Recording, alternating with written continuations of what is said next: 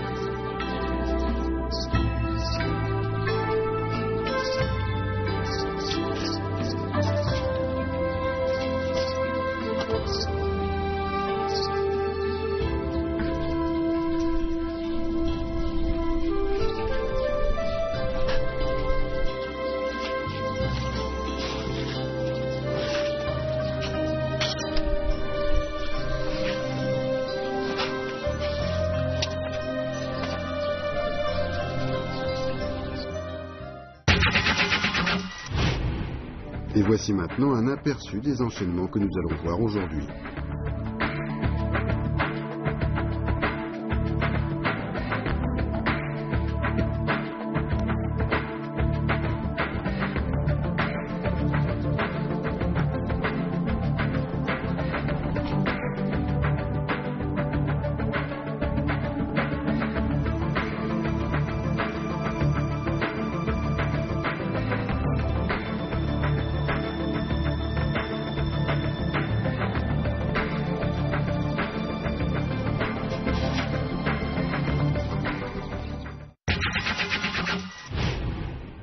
voici l'enchaînement du coup de pied retourné. On avance le pied droit. Ensuite, on fouette vers le haut en position de saisie sous l'aisselle. On fait un moulinet latéral vertical et blocage sous le bras en frappant dans la paume gauche. Le pied droit se pose ensuite devant, la pointe vers l'intérieur et le corps pivote sur lui-même vers la droite. La main gauche se pose dans le creux de l'épaule droite et on enchaîne avec un coup de pied retourné de la jambe droite. Refaites-le avec moi.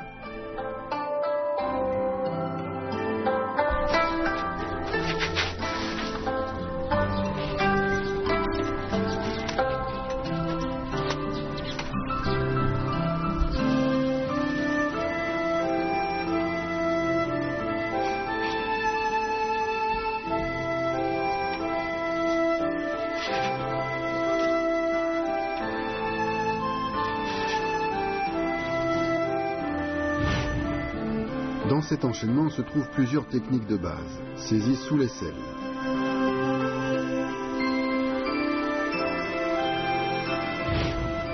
Moulinets latéraux alternés.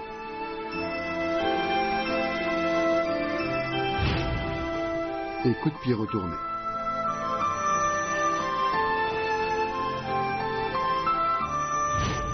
Refaisons-le encore une fois.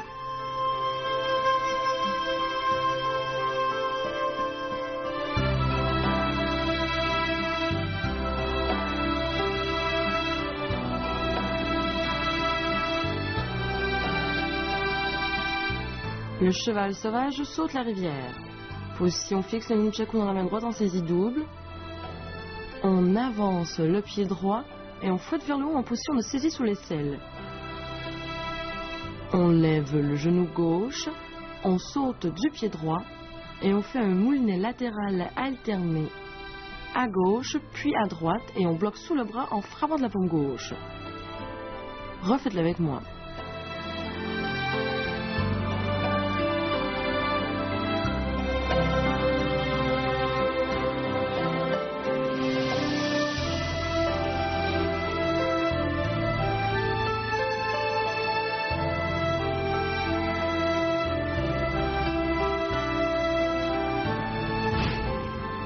Dans cet enchaînement, on retrouve les mouvements de base suivants. Blocage sous le bras. Saisie sous l'aisselle.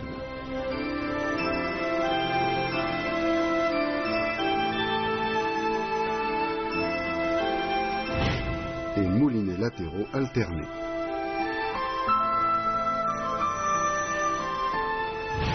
Regardons faire le professeur.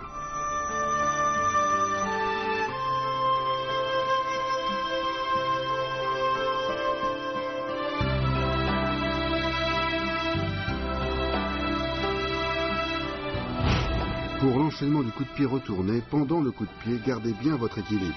Il faut émettre la force au moment où la jambe se déploie et la réception au sol doit être stable.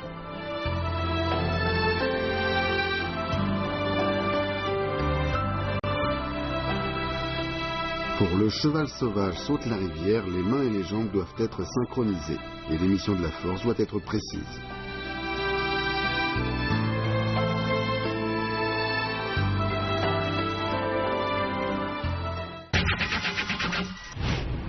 Voici maintenant l'enchaînement de la foudre et la tornade. Position fixe, le nunchaku dans la main droite en saisie double. On avance le pied droit et on fouette vers le haut en position de saisie sous l'aisselle. On avance le pied gauche et on fait pivoter le corps sur lui-même vers la gauche.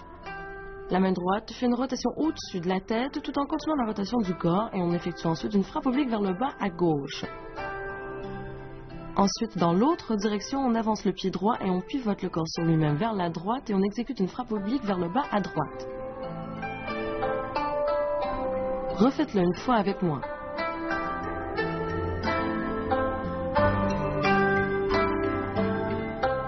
Regardez bien les mouvements du professeur.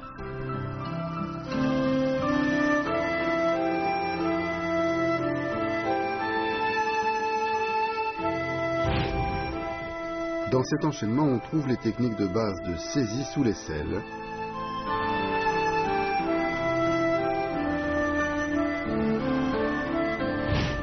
et de rotation au-dessus de la tête et frappe oblique. Regardez le professeur faire.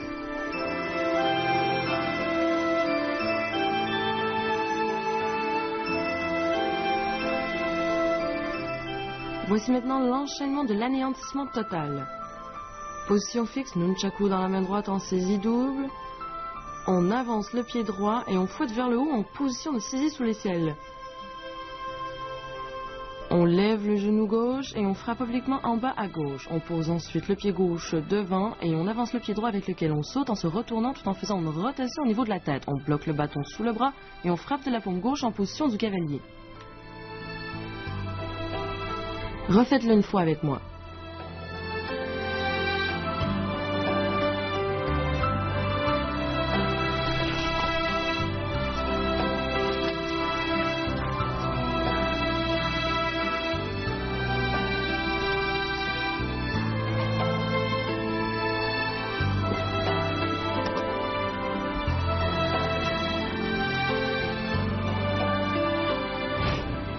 Dans cet enchaînement, on trouve les techniques de base de rotation à plat, balayage sauté et retournement, et rotation au-dessus de la tête et frappe oblique. Regardez faire le professeur.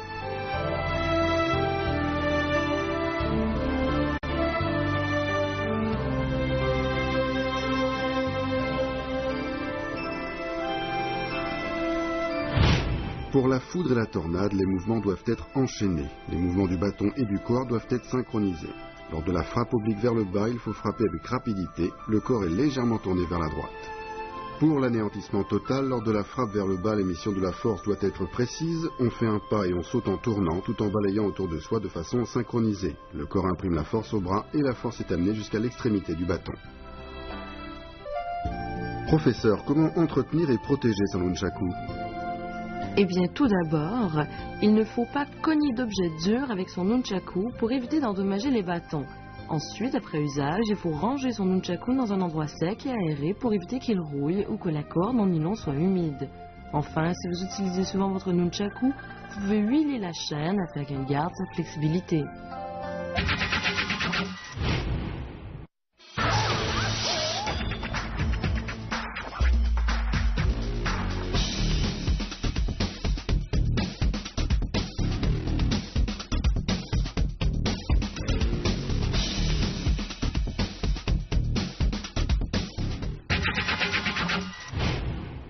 Chers téléspectateurs, le nunchaku vous paraît difficile?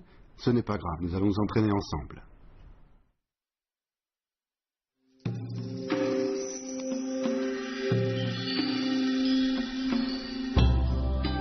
Revoyons maintenant ce que nous avons appris aujourd'hui.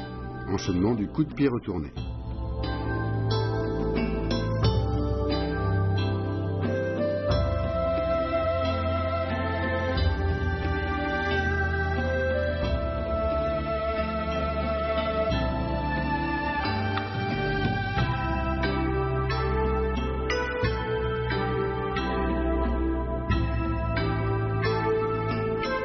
Le cheval sauvage saute la rivière.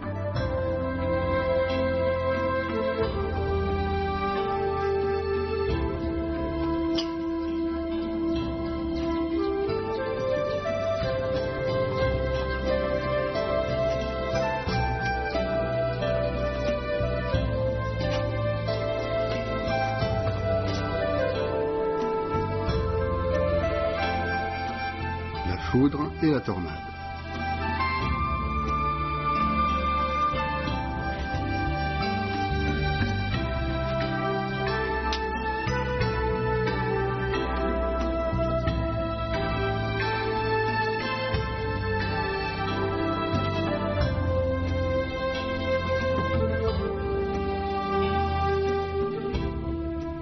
L'anéantissement total.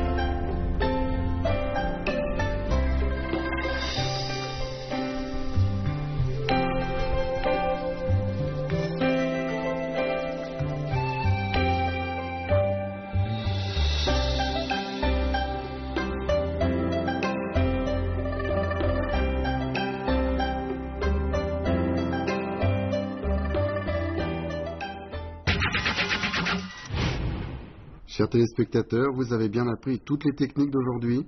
J'espère que vous vous entraînerez sérieusement. Professeur, la prochaine fois, nous allons apprendre de nouveaux mouvements? Oui. Je suis impatient de les découvrir. Chers amis téléspectateurs, il est maintenant temps de nous quitter. Rendez-vous la prochaine fois.